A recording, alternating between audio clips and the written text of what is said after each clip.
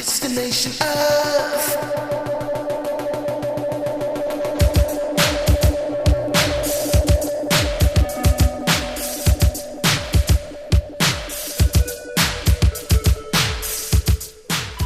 Alright, so today I've been cruising around just for about, I don't know, past couple of hours trying to get caught up on current events.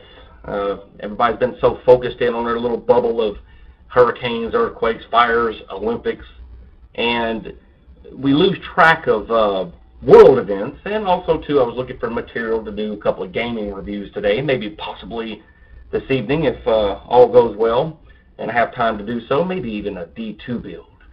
I don't know. We'll see about that. But here I am. I was minding my own business, cruising around, seeing what's going on, when I was searching, and I use Google primarily, almost all the time, as my search engine. I kept seeing this particle accelerator banner and the Google symbol kind of being drawn into it. I'm sure a lot of you have used Google and you've seen it yourselves.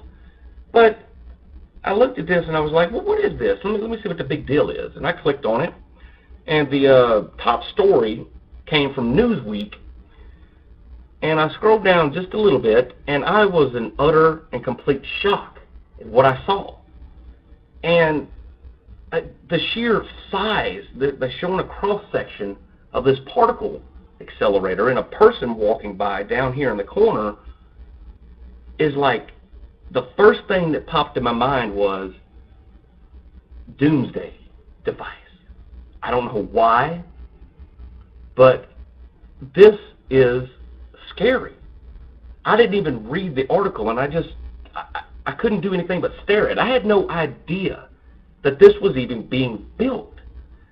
And that's one reason why I try, and we all should, to dabble in world events, because we get so caught up in our little bubbles of what's going on right here where we're at and our local surroundings that we lose touch with what's going on in the world, not only just hostile and war and disasters and tragedies, but things like this should be top stories, and they're not.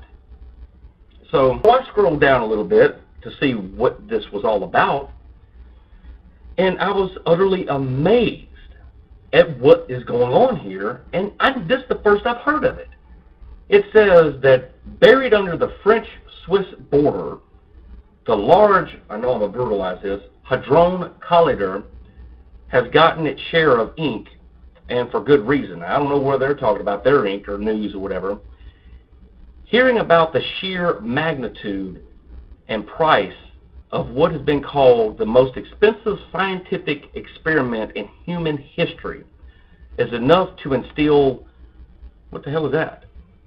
I don't know, they're using fancy words. Let me paraphrase here for you. Basically what they're saying is, this is the largest funded project that they've ever done on anything of this scope, this magnitude.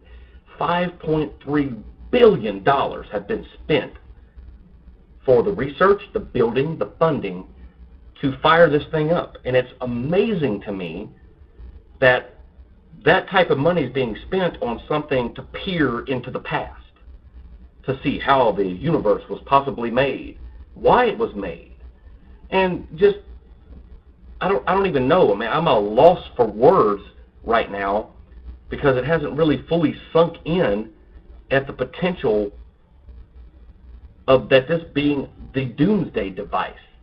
You know, I know a lot of people, they think about Doomsday Device as being nuclear or viral or something like that. But let me go on and tell you about a little bit more. So I got to reading and, you know, trying to get to the meat of the subject, because they kept on talking about, you know, Higgs theory and Higgs' discovery of electrons in 1897 and so on and so forth. But check this out. It says that, now this thing's 16 miles in circumference.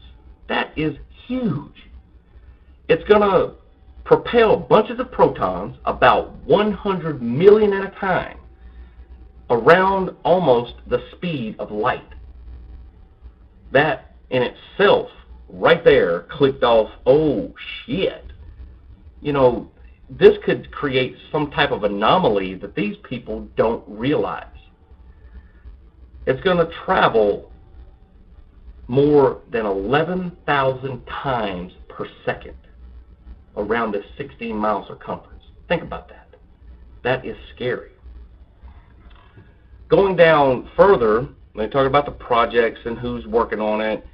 We're very lucky to have so many voices on this project. But yes, there could be some extended debating, which there should be. Going on to the next one, I see here where there's a researcher, Walter Wagner from Hawaii, started a group this year called Citizens Against the Large Hadron Collider, or Particle Accelerator, devoted to halting the machine's operation until more testing to ensure its safety. Quote, there is a real possibility of creating destructive theoretical anomalies such as miniature black holes, strangelets, and this fancy word, desister space transitions. Basically, alternate universes, folks, here on Earth. Think about that. Black holes. Oh, alternate universes. Wow. That's not something that I want to be here on this planet. I'm sorry. I mean, this is ridiculous for this not to have been a top story on our news. And the drive-by media and our governments and everything condition us to not think about things like this. I just find it amazing. He goes on. These events have the potential to fundamentally, I can't say it, to fundamentally alter matter and destroy our planet. It's not funny, but that part kind of was. I think I might leave that in there. All right, let's try this again. These events have the potential to fundamentally alter matter and destroy our planet. That's what went through my mind when I saw the picture. I'm like, this right here, nothing good can happen of this. CERN's is the research group, and they have a spokesperson, Evans, or a researcher, I guess. Any physical collisions that humans are capable of creating on Earth has already been happening much more powerfully and frequently in the natural universe. Exactly, the natural universe. Natural universe, out here, everything that's around us, out in space, everything natural. This is man-made, dude. All right? And through our history, we should remember it's always been easier to destroy than it is to create anything for the good of mankind. That's just the way it is. And if this right here does not strike any ounce of concern for both these scientists and what they're trying to dabble in and do with this, and even you out there watching this, if this doesn't have strike just an ounce of concern of their theories, they already know there's a potential to do it. Let me go on and read the rest of it. Still, the prospect of creating loads of tiny but quickly growing alternate universes would certainly add a new allure to the experiment. A new allure?